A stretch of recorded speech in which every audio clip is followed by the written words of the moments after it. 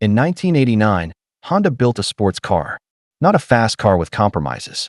Not a performance car with asterisks. A sports car. A pure, unfiltered, built for one purpose only sports car. It weighed 2,712 pounds. It made 270 horsepower.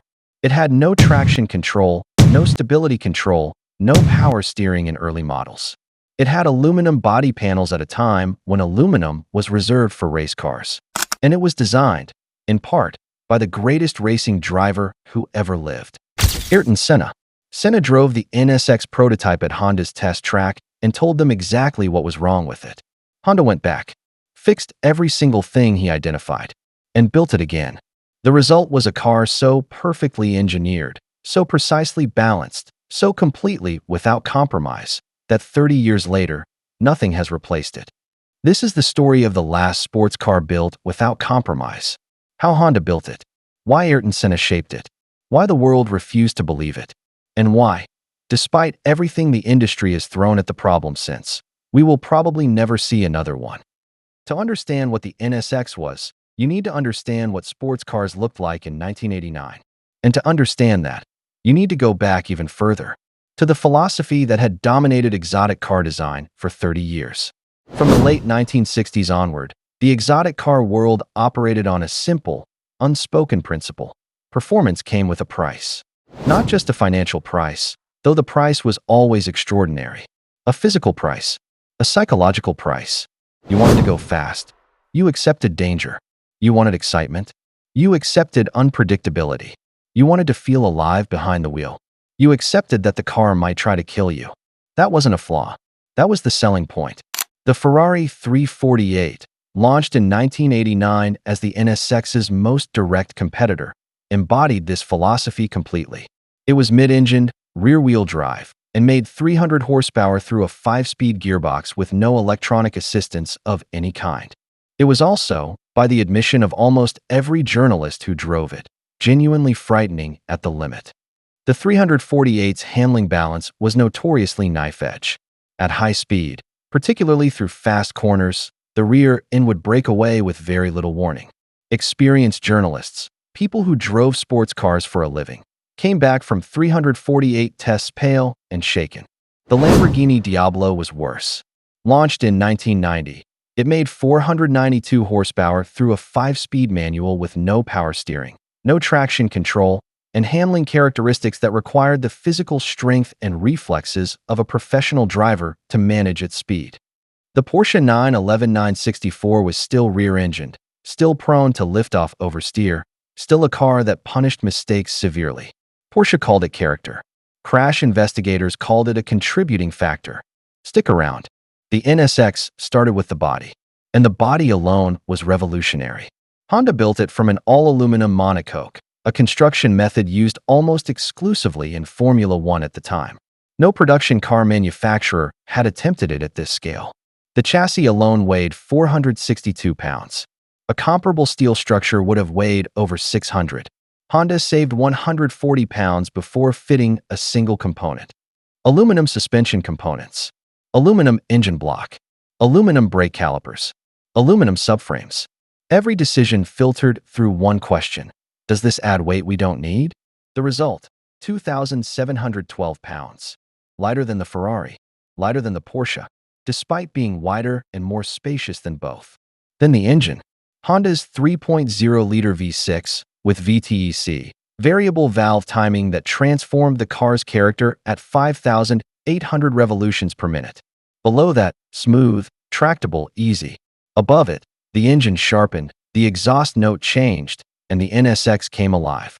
And the suspension, designed by Honda's Formula One engineers, tuned not for maximum grip, but for maximum communication. They wanted the driver to always know exactly what the car was doing. No surprises. Total transparency.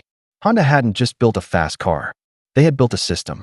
A perfect integrated system for translating human intention into mechanical motion.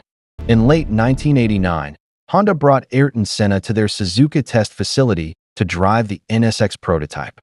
Senna was the best racing driver in the world. 3 Formula One World Championships. A supernatural ability to feel every nuance of a car through the steering wheel, through the seat, through his hands. His race engineers at McLaren described working with him as unlike any other driver. He didn't say the car feels loose. He said exactly which corner, exactly what the rear axle was doing, and exactly why. Then he'd be right. Honda knew this from Formula One. Their engines powered the McLaren MP4 and 4, the car in which Senna won 15 of 16 races in 1988, the most dominant season in F1 history. They had seen what his feedback could do. So when the NSX approached its final development phase, they asked him to test it. Senna arrived before sunrise. The prototype was waiting. Honda's engineers lined the pit wall. Nobody spoke. He climbed in, adjusted the seat, pulled on his gloves, and drove. 40 minutes. Then he came back, took off his helmet, and gave them a list. The steering needed more weight at center. The front-end communication wasn't clear enough at the limit. The mid-corner balance needed adjustment. The throttle response between 4,000 and 6,000 revolutions per minute needed to be sharper. You feel that approval every time you drive one. The steering tells you exactly what the front tires are doing. Nothing happens suddenly. Nothing surprises you. The car is completely, totally honest. Senna died in 1994, for years after the NSX launched. The car he helped build is still considered one of the most perfectly communicative sports cars ever made. That's his legacy as much as any of his 65 Grand Prix victories. Let's put the NSX in proper context, because numbers tell the story better than anything. Against the Ferrari 348, the NSX weighed 488 pounds less. Around a circuit, the NSX was consistently faster, better braking, better cornering, more consistent lap after lap. And it cost $62,000. The 348 cost $104,000. For $40,000 less, a faster, safer, more reliable car. The math was embarrassing for Ferrari. Against the Porsche 911 Carrera, the closest competitor in terms of driving involvement. Excellent steering, supremely capable in the right hands. But in the right hands was the key phrase. A novice driver in an NSX could explore 70% of the car's performance safely. A novice in a 964 exploring 70% might not come back. And the Dodge Viper, the complete opposite philosophy.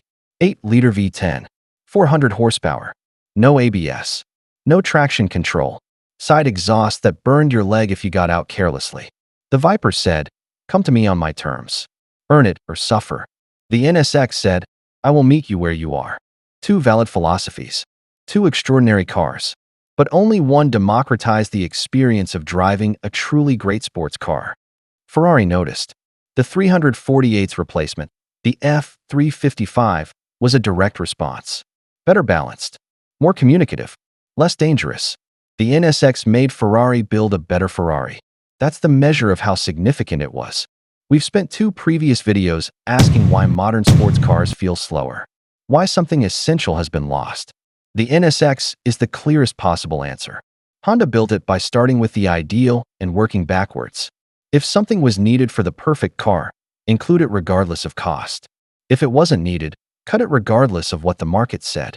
That philosophy is almost impossible today. Modern development is driven by regulations, emissions targets, focus groups, and financial models. Honda proved this themselves when they launched the second-generation NSX in 2017. Hybrid, 3 electric motors, 573 horsepower, 0 to 60 in 2.9 seconds. It weighed 3,803 pounds, over 1,000 pounds heavier than the original.